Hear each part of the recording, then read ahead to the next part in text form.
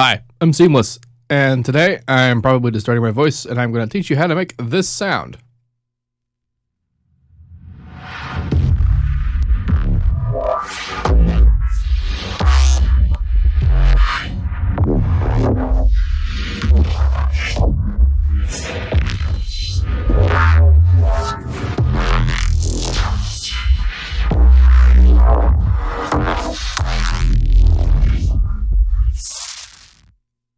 Okay, so before we go any further, I'm going to have to warn you about this. I'm not going to be able to give you the project for this.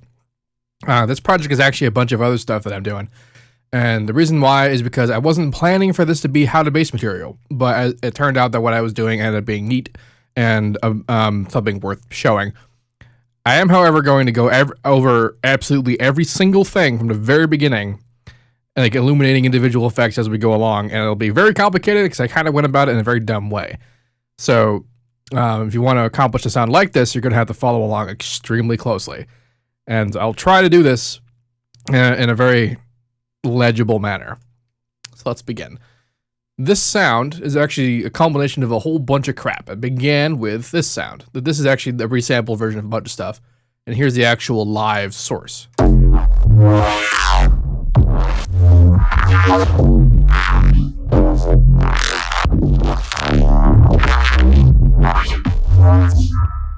And by live source, I mean that's the sound that thing was. That wasn't the same MIDI. And the reason why is because I actually have a version over here which has the MIDI turned off, and I was actually triggering it manually with my keyboard, which is disabled for some reason. It's not disabled. I have a MIDI out.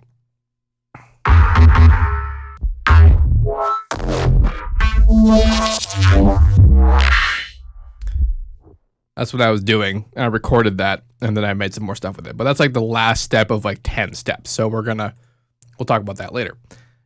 So here's the mixer. As you can see, I actually did this with the mixer, and it even has patchers in it, I think. Nope, I actually just did it straight with 100% without patchers. That actually makes it a bit easier, but for what I'm about to do now. But this is actually a very dumb idea on my part. I very much should have made this in the patcher, and it would have been a little bit easier to explain. If you go about recreating this, I would suggest that you do it with a patcher. All right, so what's happening here is I have this source channel, and I'm routing into two other channels. One of these channels has a bunch of stuff going on, and the other one is empty because it's actually just the regular dry channel. They're both going into another channel, which is doing more crap, and then it's going into a last channel, which has an EQ. Again, all of this could have been done inside one patcher, but weirdly, this is a product of laziness. This is actually what a friend of mine refers to as quantum laziness, where we are so lazy to not do something that actually, but what we end up doing creates more work for us. And this is what happened here. This was quantum laziness.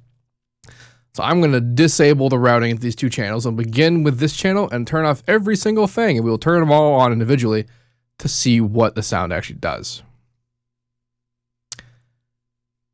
And it's not routed to the master, so we can't hear anything. So actually what I will do is I'll route it to these two channels, and I'll disable this guy. And then I'll disable the effects on every other one of these. So all the effects are off on everything. I'll also turn the effects off on this guy too. All right, so now we're beginning. This is what it began life as, a citrus. It's a little weird talking about this from the final product because a lot of the changes and decisions that I made to arrive at this particular sound I did with the effects on.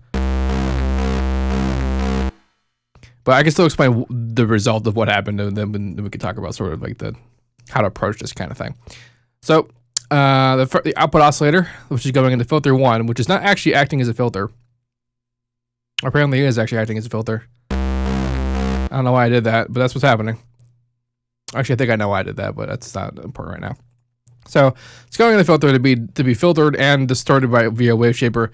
It's going into the next filter via the next knob, which is being distorted by another wave shaper, and then it's going into a third one to be distorted by one more wave shaper. The wave shapers inside the filters are actually exactly the same in most regards to the wave shaper present in just the wave shaper. I actually ended up using a wave shaper as the first effect outside, but it's just sort of interesting that I had 3 more of them in Citrus. it's being modulated by a triangle wave of almost the same pitch. It's 3.03 ratio up. And I added a bunch of harmonics to give it more sort of stuff in it to be weird and interesting. This movement is also born of the, actually this movement is not doing anything, but if I didn't have this pitched up, it would just be static. Does that. So just sort of, I guess I can't really disable any of these. Actually, yeah, so I'm going to do this, and I'll disable that, so we can talk about what this sort of sounds like without anything on it. So without, you know, just sine wave, and then I FM'd it with this guy, which sounds like that, and then I am ring modulating with the ring modulation matrix over here, operator 2 by operator 6. This is actually something pretty common that you see me do in a lot of hat basses in the past. I have the half and even on, and I have lots of tension and skewing on to give us this sort of shape. And I moved around the phase on the oscillator tab, which is what this side does, to move it into positions that I liked. And I did that by ear, not because I visually saw that as something I would want. Same thing with this. The phase that I've chosen and the phase half of the oscillator window was based on messing around with it while it was playing. So then I put that into filter 1, which again has a filter on it. I guess I did that just to sort of attenuate some timbral problems. Timbre. I also pitched up this guy so there's sort of that Reese motion. That's what that does.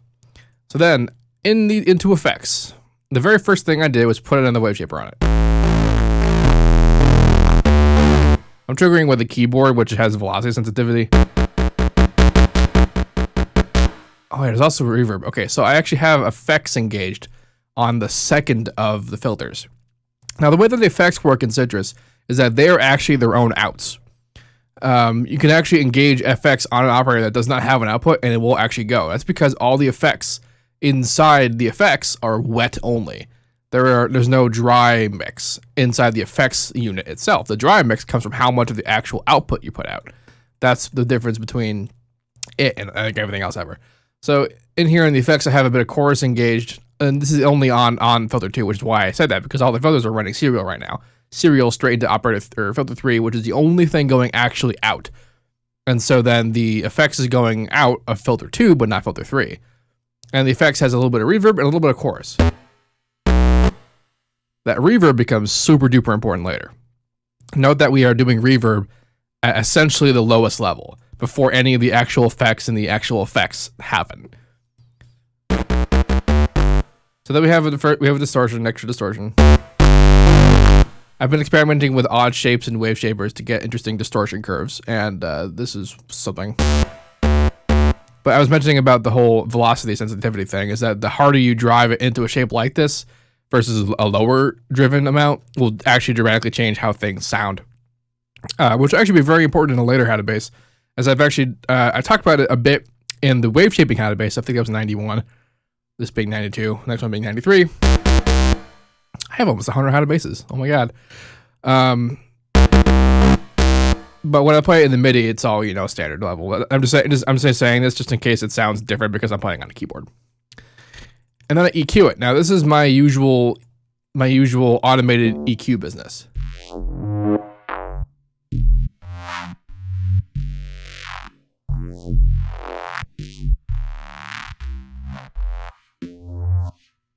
So I have here a bandpass and 2 notches, but they're called band stops inside the EQ. Inside FL in general, they're called band stops. Actually, I think the free filter might call them notches, but they're the same thing.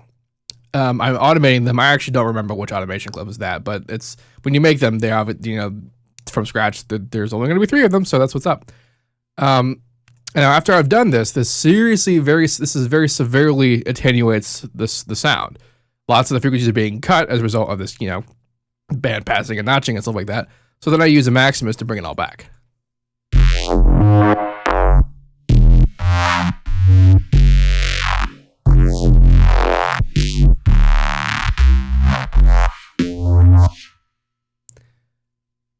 So the way that I do this in Maximus is that I create these really big curves that bring up a lot of frequencies. Primarily, I like to do this in the bass, just because I need consistent bass. In the real world, you can get consistent bass just by layering a sub under stuff, but again, quantum laziness. I appear to have created a very low release curve on the low end, which is actually going to do a little bit of distortion, which I can see that being interesting. In the bands, I also made a really big cut, making the highs almost half of everything, and that's being compressed heavily as well. The higher frequencies give the most definition to a sound like this, and they are the one that tend to suffer the most from this kind of equalizer automation. And then on the master, I'm not doing any compression, but I am using soft saturation to cut off at 0 dB, which also adds a bit of extra sort of saturation and distortion, which saturation is distortion. It's the same thing.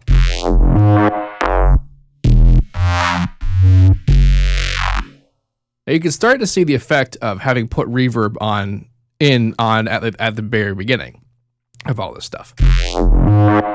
Puts you right there, because we're using the compressor and it's compressing up the reverb that happens, but the reverb is still being modulated by all the EQ modulation. We're creating newer sounds we're essentially giving a big release to the sound. And also we've completed one iteration of the stack, which is distortion, EQ, automation, and compression. And then we're going to do it again.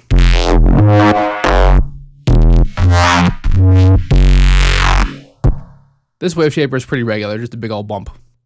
And then more EQ modulation. Same deal. I think I might have even copied this just over down.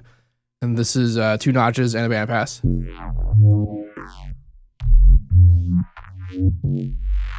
Which again makes a mess of the frequencies. I don't necessarily follow the previous automation either. I use when we bring up everything with the Maximus, we get back most of our frequencies again. So that means we have a lot to work with. And when I'm moving against it, like doing bandpass automation, which is the primary tonal automation, which is to say that when we look at what we're automating, we hear the bandpass as being the main rhythmic movement of the sound, versus the notches, which are just adding character. But after we do the compression, we compress everything back up. Once again, the bandpass is what we're just adding character to the sound. So if we do different automation, we are essentially making rhythmic automation on something that just has a different character. And that's why stacking, like doing repetitions of the stack, is something that works very well. Again, Maximus comes up to remake the frequencies come back. Now I could have copied the EQ because it's the same automation, but I don't copy the Maximus because the results are always going to be different. So I have to do this by hand each time, and just make decisions on like where to cut off the bass, where to cut off the mids and the highs, based on like what gets the most damage and what I want to bring back. And then again, I didn't do any actual master compression, but I used soft saturation to limit it to 0 dB.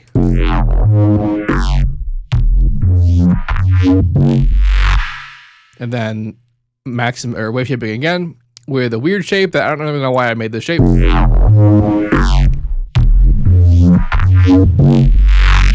But it was fun. And then an EQ, which I guess is just sort of a tonal change, because this was the completion of the first step, which is this one whole original source effects clip here.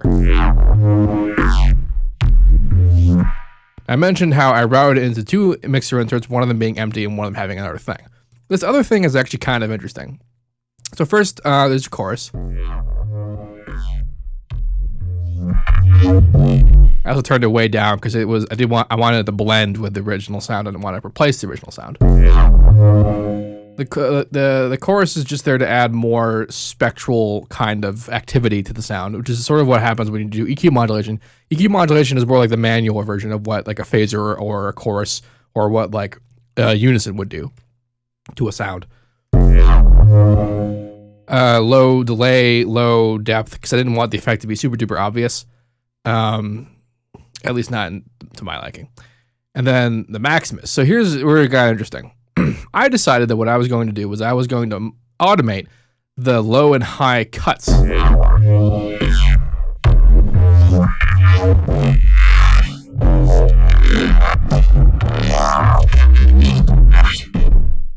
Notice though, in the mid band, which is what essentially is being modulated here, I create this weird shape in the Maximus because, as it turns out, Maximus is just a wave shaper. It's almost, in the terms of how the input-output graph works, it literally is identical to the wave shaper.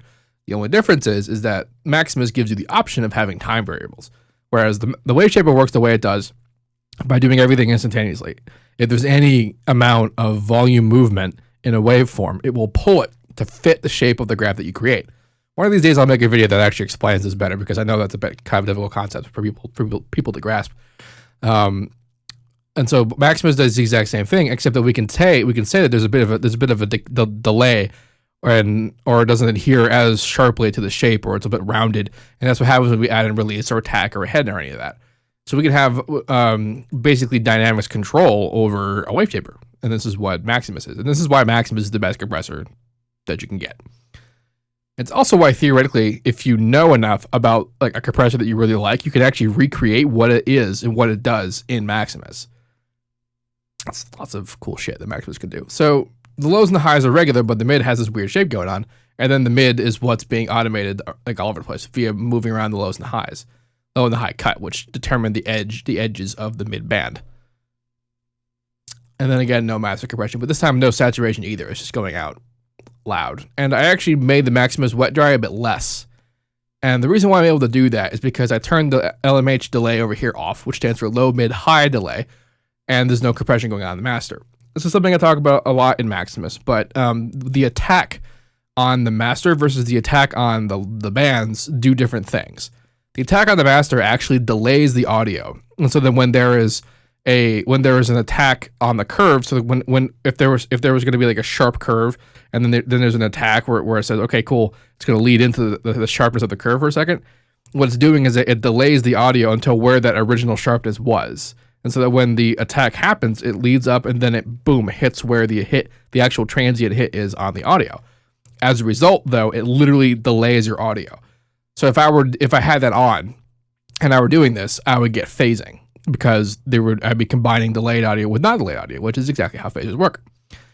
So I turned the master off, which was doing it. But the low and the mid, high and whatever, the actual attack works the way that you think it would, which is when the audio transient happens and then the compression curve is delayed a little bit. It has a little bit of attack on it, which is what the attack does.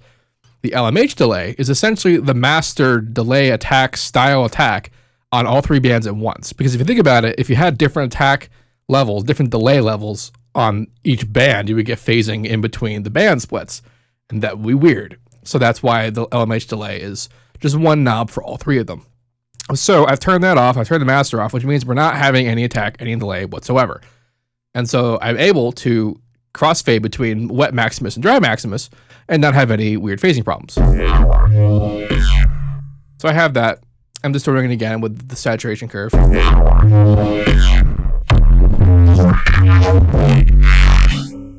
You might be thinking, why does this shape get us that ridiculously crunched sound? And this has to do, again, what I mentioned earlier about how when you drive a signal into a distortion unit, it changes how the distortion reacts. And in this case, this is the shape that's being drawn up into the wave shaper, but you can kind of look at this as if it flattens and then continues going for a second. What I mean by that, because if I hit the go button, for one split second there, we saw the white line, and then actually for a long time after I hit, it stopped being audio, the white line stayed up there. And that's because going into, we can actually look at it as Maximus. We're going in plus 9 dB into the wave shaper, which I'm assuming cuts off at 0 dB at the top. So that means that the white line is actually way off of it to the side over here. And so that means that this curve only matters for like the very beginning and the very end of the sound itself. But for the most of the sound, it's being crushed up to 0 dB 100%. So that's why even if I didn't have that curve.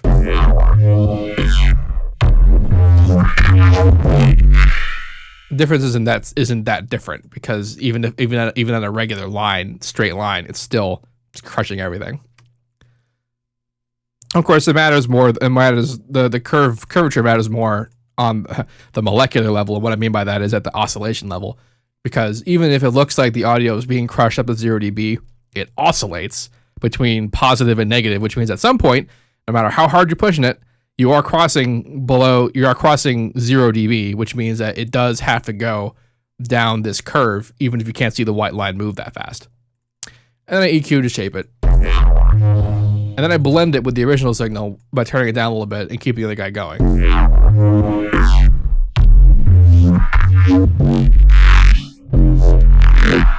And then they are all combined, and then we start it again.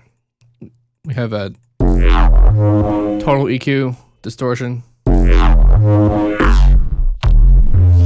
This one, however, has the mix down a little bit. I do have this crazy shape going on, the pre's turned down a little bit, but the mix is way low, which means that we're mostly hearing the dry signal, but a little bit of that sort of edge comes in from having this ridiculous shape. And then EQ happens again. This is just a regular bandpass. There's no notching happening. Not that I need it at this point.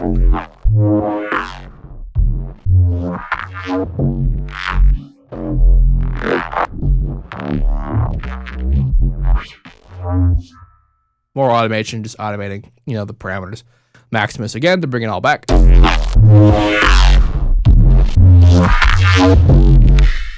This was a very intense expansion to bring back the frequencies that were lost, as you can see here. And that's what got us that really fat, super fat sound there just then.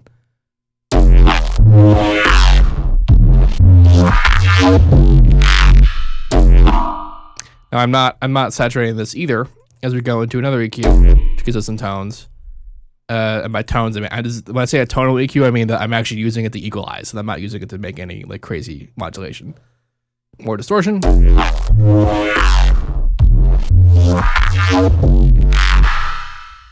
And here's a spot where it's super duper evident that a lot of the sound and crazy spatial activity that's happening is a result of having the reverb going on at the beginning of all of this. Another bandpass.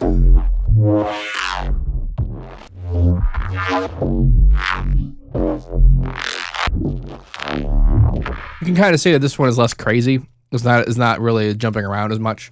It's kind of just doing its thing. It's being more exploring for the long game.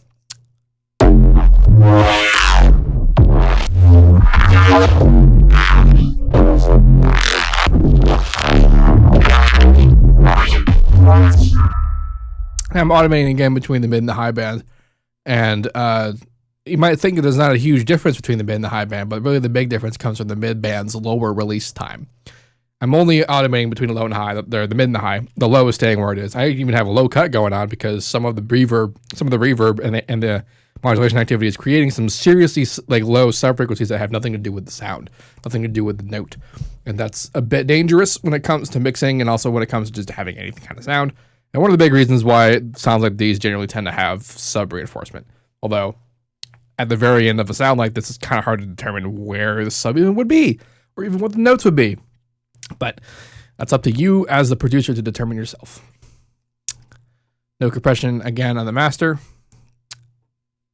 This actually is a copy of the Maximus I used before, because the Masters has the same deal.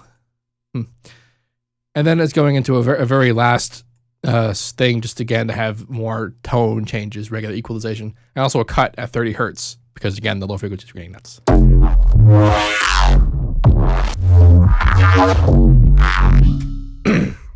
So that, ladies and gentlemen, was how I created the source sound, the live version of the synth itself.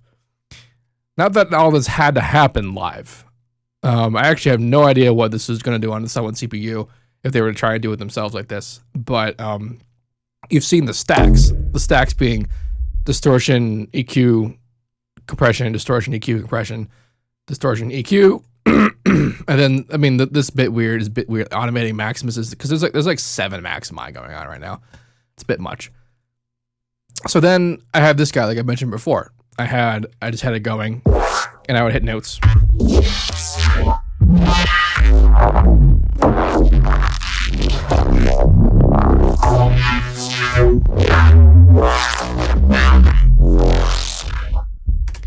And then I recorded it, and this is what I got when I did that.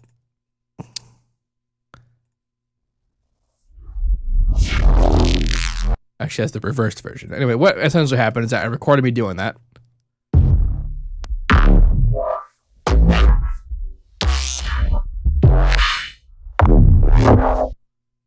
And then I reversed it. and I put it in a channel that had reverb on it, and then I recorded it with reverb into an Edison, and then I took it out, and I got this guy. You see how it's reversed again. Let's try and follow the effects here. This is because when I played it, this is the reverse I did here, and I had the reverb on it, and then when I reverse it again, I'm getting the reverse reverb on the original correct orientation of the sound.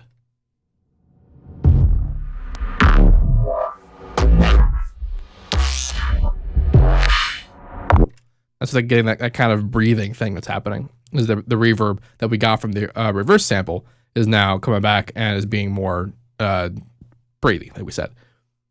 And then I had some modulation just to bandpass.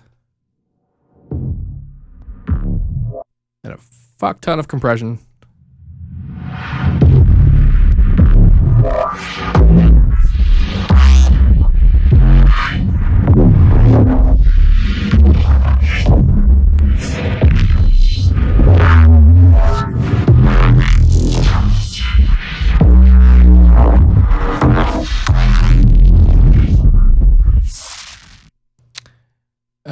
More EQ. This is just a regular equalization happening here. I have another Maximus and another thingy, which I don't think I used. No, I didn't use that. So those actually stayed off. And such. Ladies and gentlemen, the return of the snail compressor. And that is how we arrived here. Now, the fun thing about all of this is that most of this, pretty much all of this, is not new information. The only thing new and weird is that I automated Maximus, the Maximus's mid-band position. I've actually done that before too. What did I do that before on? It was a plucky, I think it was like a 30K or something, but like I had done that before, but all of this is still stuff that I've talked about. The EQ modulation, compression, and distortion stuff, I've done that. The ring modulation on the FM and Citrus, I've done that. The wave shaping everywhere, I've done that. The reverse reverby thingy, I think I might have done that. That kind of thing. And there's actually not even a huge amount of resampling. The only resampling that honestly happened is for the reverse reverb that happened at the very end. That was the biggest part. This, again, is still the product of a lot of things I talked about. And this is what I find sort of interesting, is that this is actually why I kind of approach this the way that I do when I call on the How to Bass series, where I take a sound that's a cool sound and it's a cool idea, and then I talk about how I did it. And like lots of people will have mentioned in the past about how I repeat myself, about how I do things that I've done before a lot. And like, again, like this, like I just said, it's not really new information. But when I posted the result of this on Facebook and on SoundCloud, lots of people wanted to know how the sound was made. People presumably they were asking for tutorials, so I'm assuming they were familiar with my tutorials. And this is going to show that despite being built on concepts that you are familiar with, the results can still be very wildly different based on very minute changes to stuff that you're already familiar with. I mean, this is why I have this project. I call it FM Research, because this is me going through a whole bunch of stuff, a bunch of things to try and discover new ways to do the stuff I already know how to do. In fact, the last How to Bass was from the same project, which is just me doing R&D on my own time. This is why I repeat myself, because every once in a while I'll come up with something based on things I've already done that might not have occurred to people to do, even though they know how to do the core aspects of what's happening. The reverse reverb thing is actually probably the biggest part about what people didn't get about the sound when they heard it, and also having reverb on the very beginning of the sound is probably something that might not have occurred to a lot of people. I know it has occurred to some people, but it might have occurred to everybody. Indeed. Anyway, I apologize for not having this project up for grabs. It would be kind of difficult for me to extract this the way it is. And I'm not putting up the whole project. There's lots of stuff in here that I kind of want to keep for now. I hope that my explanation of what was happening was clear. I hope that it made sense. And I hope that it demystified supposedly ridiculously complex sounds. Even though, I mean, it's complex only in terms of its tediousness. Actually, the actual concept behind what's happening is not super duper crazy. At least not now that you've seen it. Anyway, If you have any questions about any of this, let me know. And as usual, have a nice day.